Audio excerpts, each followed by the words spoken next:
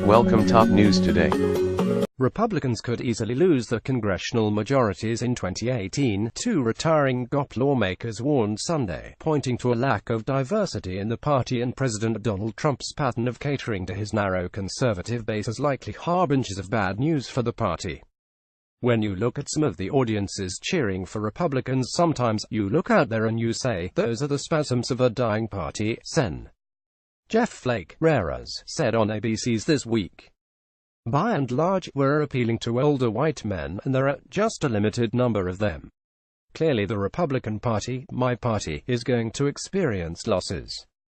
It remains to be seen whether we'll lose the majority, Rep. Charlie Dent of Pennsylvania said, appearing on the same program. I tell my colleagues, look, we're going to be running into a headwind, you've got to be prepared for the worst. It's going to be a very tough year. Flake and Dent are frequent critics of the president and his advisors, particularly former chief political strategist Stephen Bannon, who has promoted what Flake termed ultra-nationalist, ethno-nationalist, protectionist politics in the GOP. Yet their criticism is taking on new significance in the wake of Democrat Doug Jones' U.S. Senate victory in Alabama this month, a loss that many blame on Bannon and his allies, insisting that the GOP base would secure a win for conservative Roy Moore in the deep red state, despite allegations against him of sexual misconduct with teenage girls while he was in his 30s. Since that loss, GOP leaders who in the past refrained from directly criticizing Bannon's politics have challenged him head-on. Let me just say this, the political genius on display of throwing away a seat in the reddest state in America is hard to ignore, Senate Majority Leader Mitch McConnell, RKY, told reporters on Friday when asked whether he blamed Bannon for the loss. Despite McConnell's criticism, it is not clear that Trump will pivot the GOP away from Bannon's brand of political strategy. Trump finished off last week by signing a sweeping tax bill into law, the first significant legislative achievement of his presidency. But he interrupted his own victory lap over the weekend with tweets disparaging FBI Deputy Director Andrew McCabe, after reports that McCabe would be retiring in the new year, while the White House scrambled to disavow a report in the New York Times that Trump had used racially charged language to describe Haitians, Nigerians and other ethnic groups in closed-door discussions about his immigration policies. In an interview on Fox News Sunday, Mark Short, the White House Director of Legislative Affairs, defended Trump's tweets about McCabe and said the White House would wish him well when he retires next year. Trump, who is vacationing at his Mar-a-Lago resort in Florida, also took to Twitter on Sunday to address the weekend's news, touting the very thing that lawmakers like Flake and Dent have cautioned against, relying on his base. The fake news refuses to talk about how big and how strong our base is, Trump tweeted. In their interviews, which were taped before Sunday, Flake and Dent had words of caution for the president: if you cater only to your base, other voters will look for an alternative. If we continue to go down the path, just to drill down on the base, then I think you have a lot of people realize there's no future for them in this party, Flake said.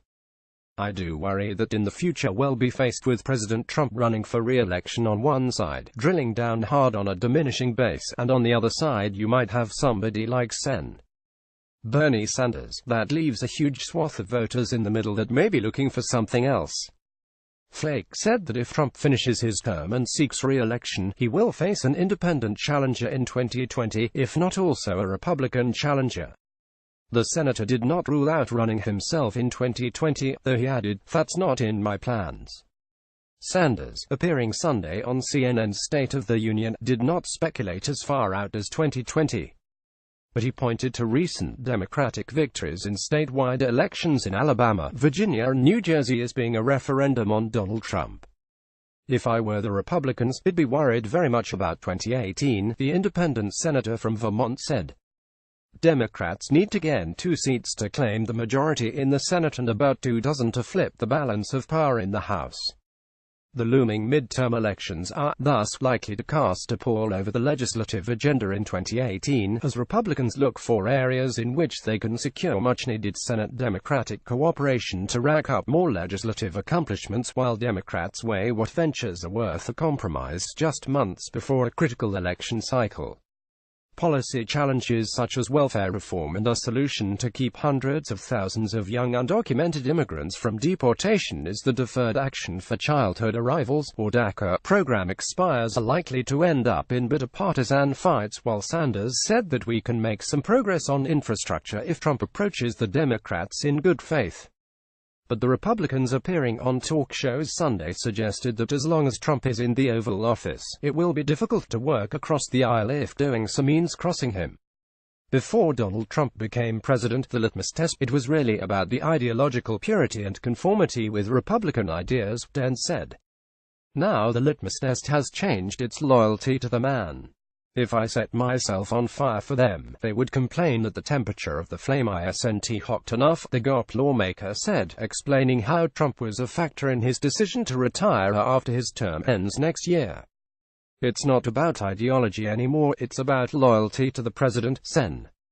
Jeff Flake, Rares, listens to testimony during a Senate Foreign Relations Committee hearing on Capitol Hill on October 30, 2017. Joe Gromestars and Stripes.